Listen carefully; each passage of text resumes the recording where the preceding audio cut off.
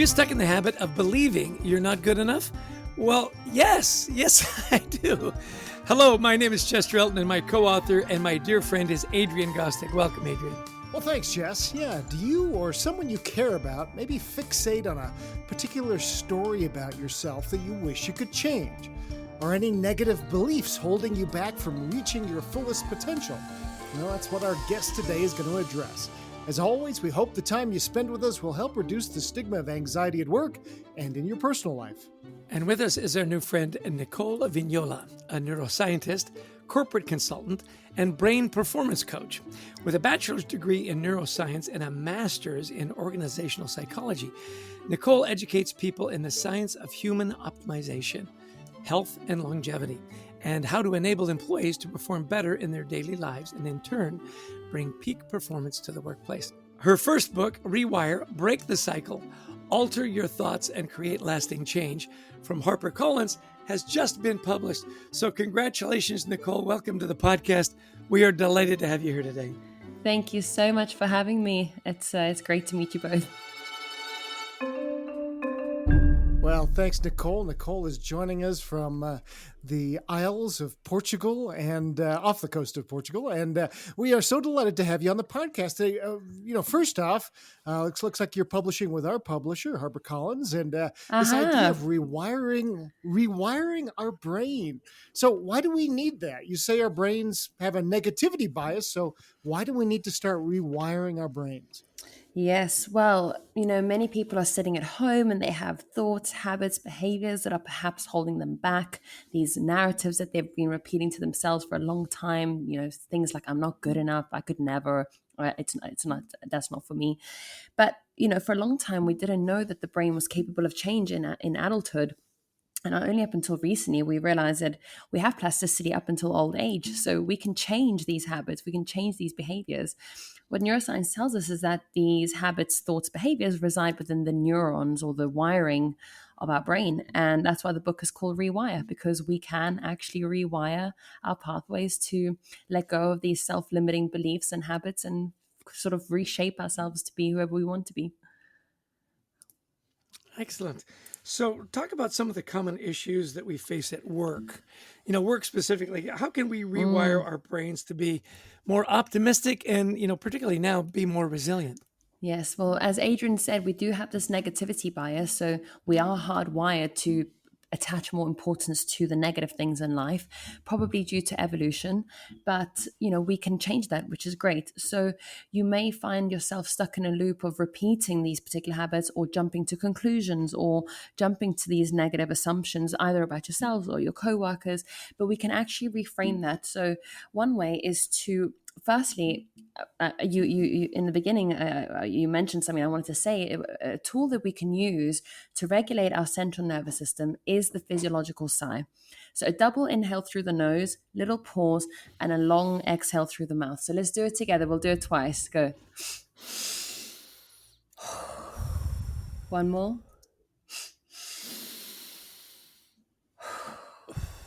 That feels nice. That feels very nice. It does. And what that does is that it interjects that kind of thought process and it alleviates the stress response. Because when we are feeling stressed or we may be a sort of hypervigilant, aroused at work, it's hard to reason with ourselves. It's hard to be logical in that mindset because our emotional brain tends to take over. And that's when that negativity bias kicks in. Now, our brain is designed to run from situations, not reason with them. So if there was a lion in your vicinity, you wouldn't be trying to understand why the lion is there. You'd probably try and get away from it. At work, the brain doesn't really, differentiate between stress at work, like your boss, coming towards you, or a lion. So you have to regulate your central nervous system by doing that breathing response, and then you can reframe. So you can reframe it into something more realistic. And it's not about sort of plastering on some toxic positivity on top and saying, oh, it's all fine, it's all good. You might not know something, but the reframing process is saying, okay, I'm not good at this right now, but I can learn and I can ask the right questions to get to the point where I know what to do. So before I wanted to get into a few other things, but before you just brought up that idea of toxic positivity that we Mm, tend to, and I think as bosses we do that. Hey, slap a smile on your face, Chester. Get out there, and you've got work to do. We tend to do that as organizations. Why is that so, or can be so negative?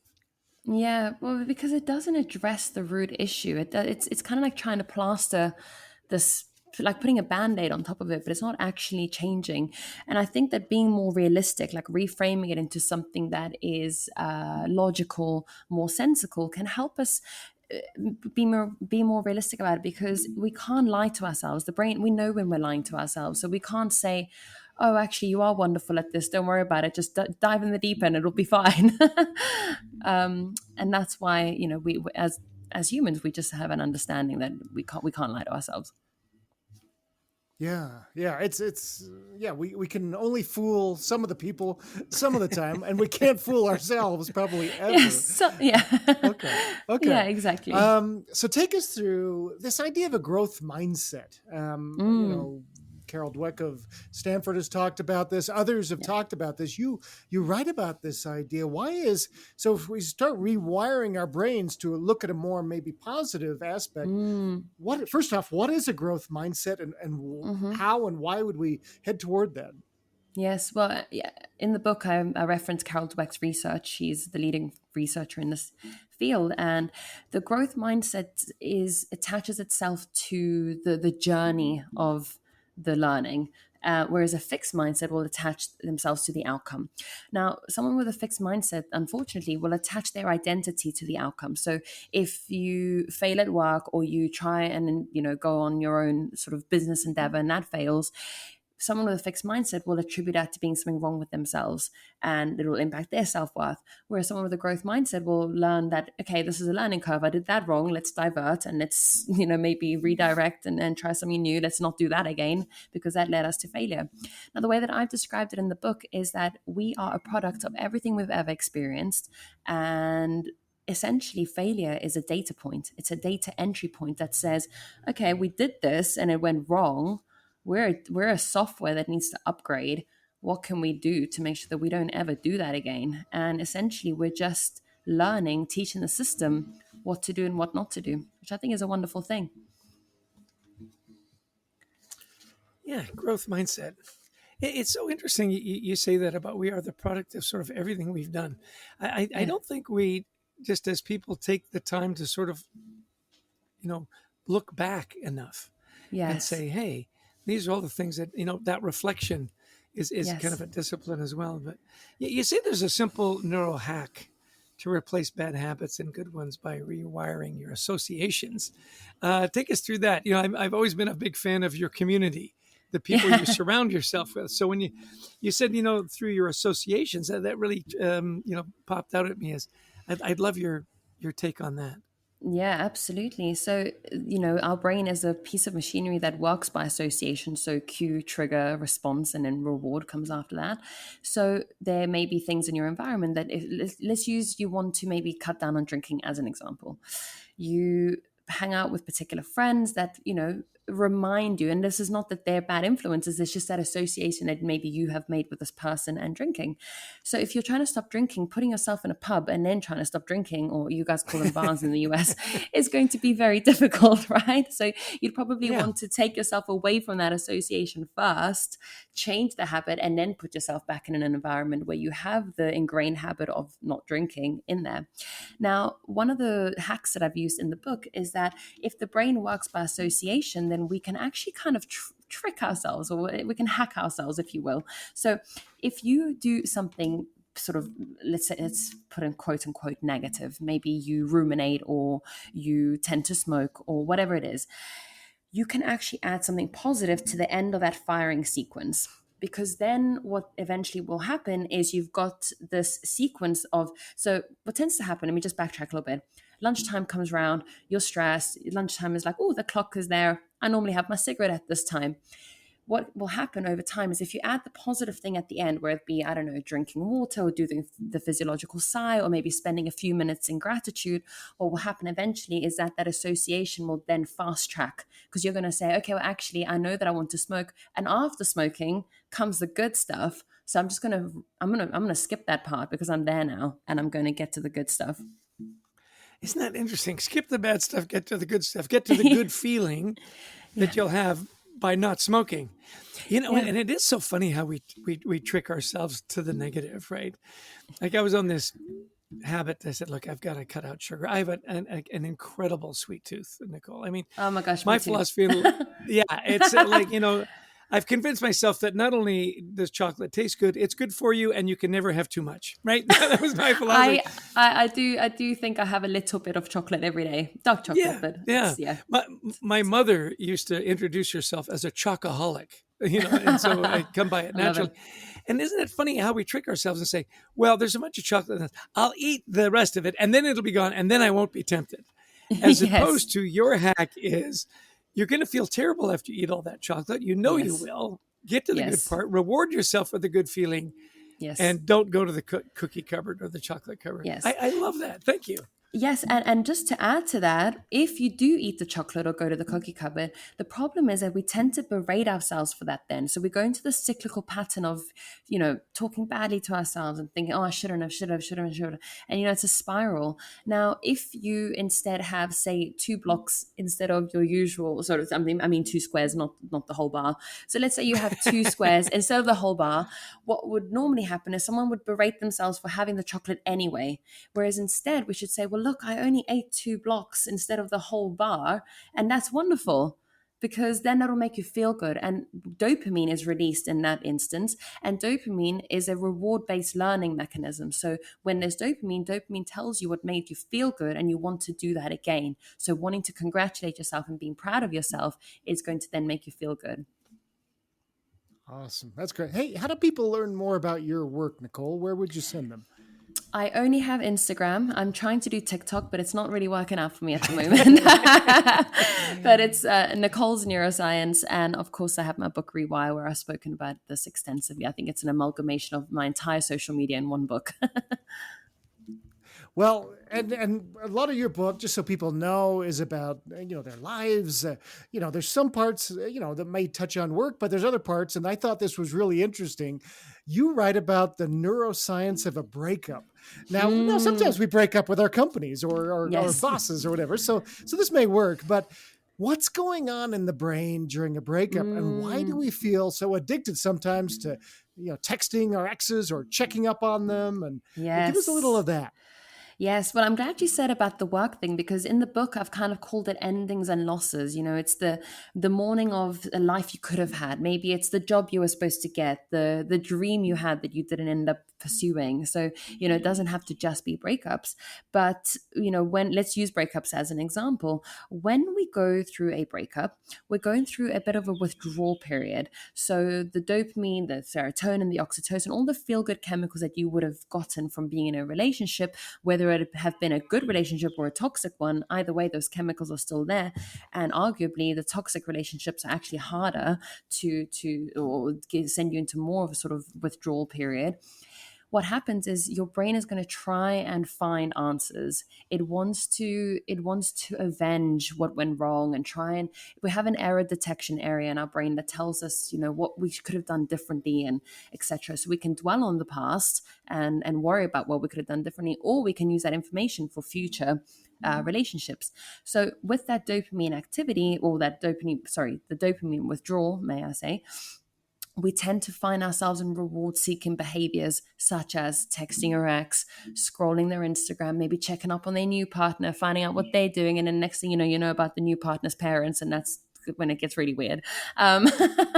So unfortunately, going cold turkey and finding healthier ways to get that dopamine fix is a much better route, so that you don't reinforce again this pattern. Because I have friends who have been broken up with their exes for like 2 years, but they're still in a habit of checking them because it's just something that they now do.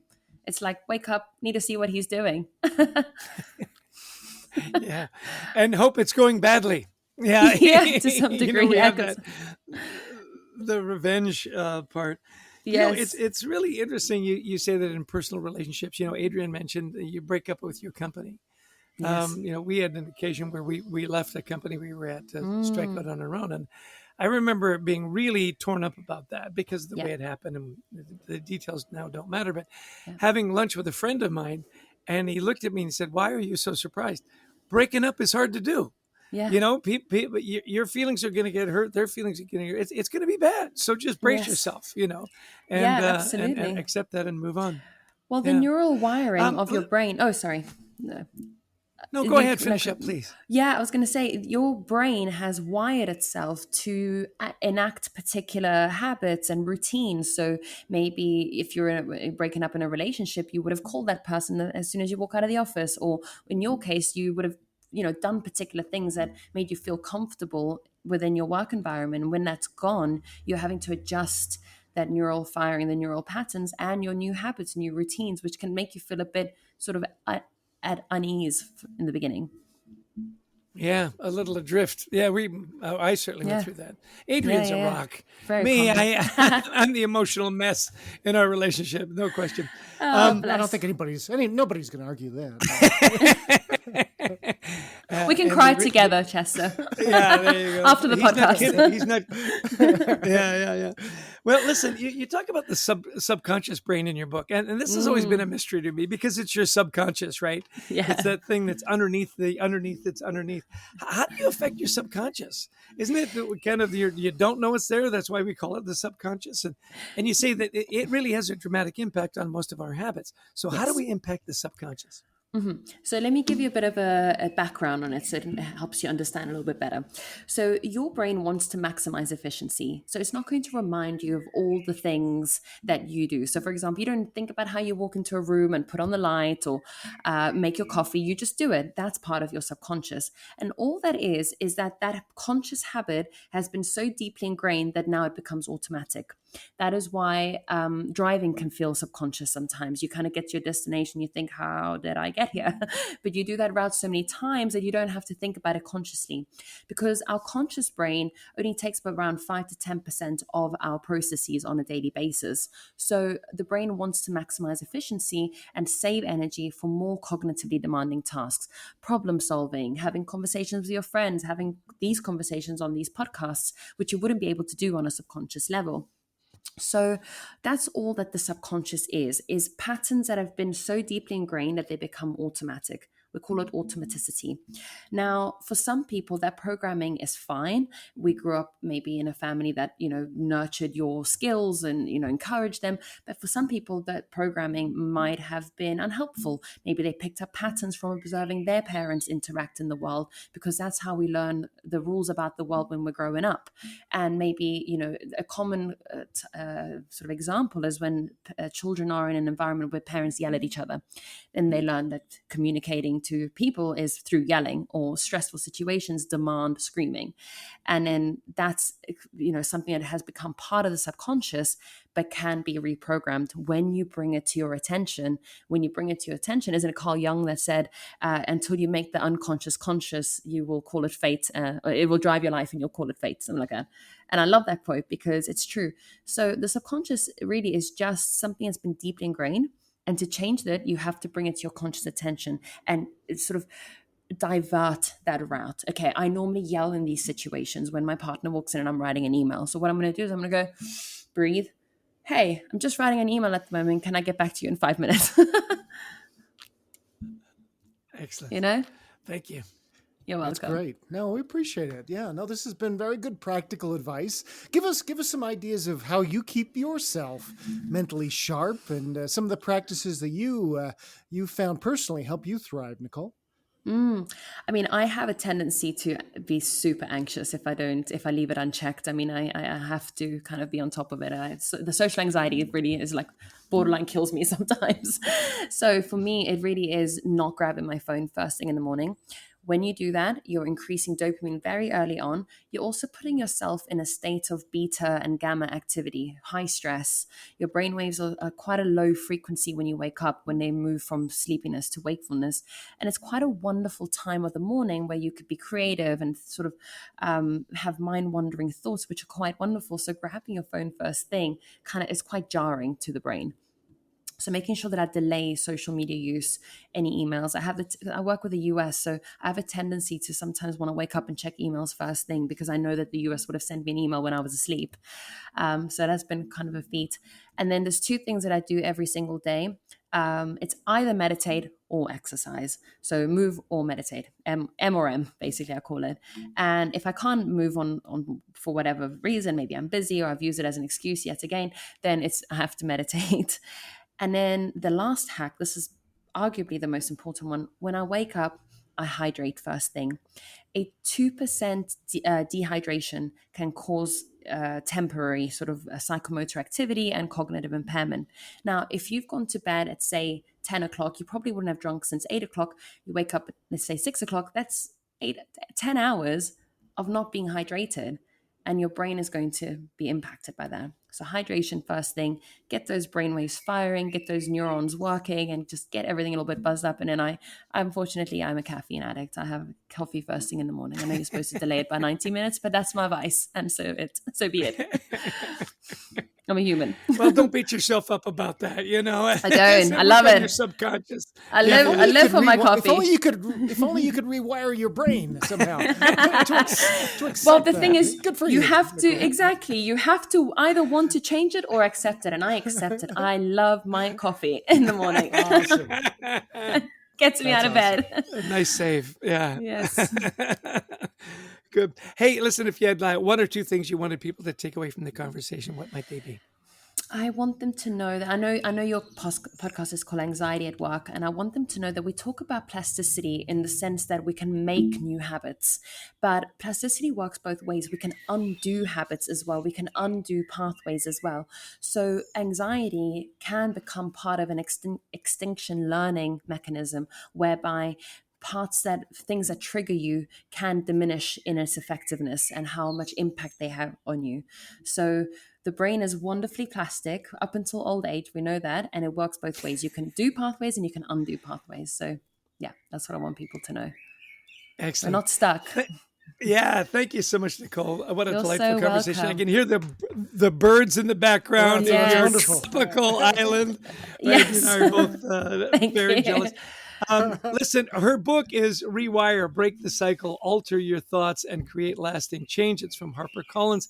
It's newly out. I'm sure you can find it on Amazon and fine bookstores everywhere. Treat yourself to Nicole's great advice. And Nicole, we're just delighted to have had you on our podcast. Thank you so much. It's been wonderful. I appreciate you both. So, Adrian, rewiring your brain, rewiring your habits, and dealing with your subconscious. Give me 2 or 3 of your takeaways. Well, first off, plasticity. We've talked before about this. Sometimes, we think about it in one way, but she's saying, look, plasticity works both ways. You can form new habits. You can break old habits. That sometimes we get stuck in loops, and no more so than at work, where maybe we've had a bad experience doing something, bad experience public speaking maybe, or a bad experience, working with men bosses or women bosses or whatever it is, that we think, oh, no, we can change the way we think. And that's a really powerful idea as we move forward. Yeah, this we don't have to stay where we're stuck, and she talks about being stuck, right? I thought it was interesting. She said, failure is a data point. It's just a data point. Don't beat yourself up on it. Take that data point, put it in. The other thing she mentioned is that we really are a product of our entire lives. Yeah. And don't forget that. You've got a lot of habits, you've had a lot of experiences, and that's why you are who you are. It doesn't mean you have to continue to be stuck in whatever modality you're in, but you can change it and rewire. And then she talks about her hacks. What did you think about those? Well, let me just get this idea too before I move on, because I wrote some things down about this idea of the mistakes we make, etc. That life is a learning curve, and the failure is data points. And I thought of our friends at WD-40, For those who don't know, WD-40 stands for Water Displacement 40th Formula. And they're very proud that 39 formulas before failed. And again, they weren't failures. They were data points. They learned every way along the way.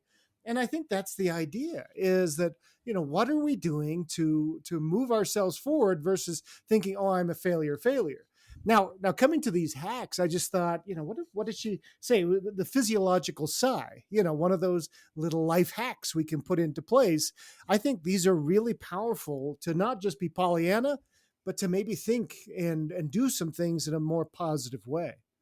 Yeah, and that you can do this. I thought she was very encouraging.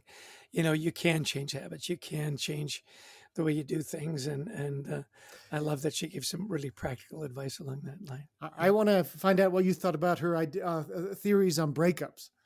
Yeah. Well, luckily I have been happily married for 41 years this year. So but we've broken up with one organization that we, it was a little hard. Well, and some relationships along the way that didn't work out. And it is interesting how at least I did, how you really internalize all that and you really do beat yourself up. And it's been years and years since that happened. And I still have those moments when I reflect and think, could have done that better. Should have been more gracious. Should have been more careful the way we did those. And then the other part of me kicks in and they could have been nicer too. Isn't it interesting the way we hold on to that for a long time? It's really unhealthy. And the idea, we got to rewire ourselves. We got to use that plasticity to form new habits and to take away the good that we had, those chemicals that were in our brains. She's right, that were making us feel good. There were a lot of good things. Let's remember those. Let's move on. Yeah, and when I think of really good things in my life, who do I think of? I think of our producer, Brent Klein. No question about it. And Christy Lawrence, who brings in all these amazing guests. We have all these wonderful conversations.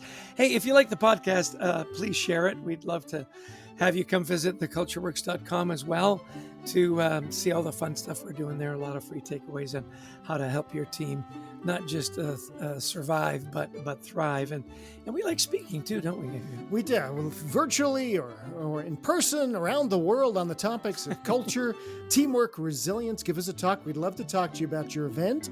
We'd also love you to try out a copy of our new training that is based on anxiety at work. It's called the Anxiety at Work Resilience Training.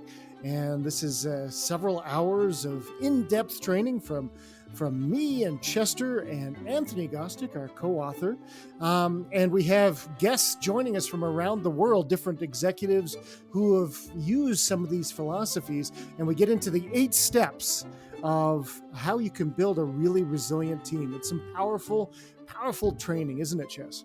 Yeah, really, it was a lot of fun putting it together and really eye-opening, And of course, buy the book. It's available in Audible, available at fine bookstores digitally, and on Lit Video Books as well. So lots of resources, lots of places to get it. And Adrian, as always, a delight to be with you here today. I'll give you the last word.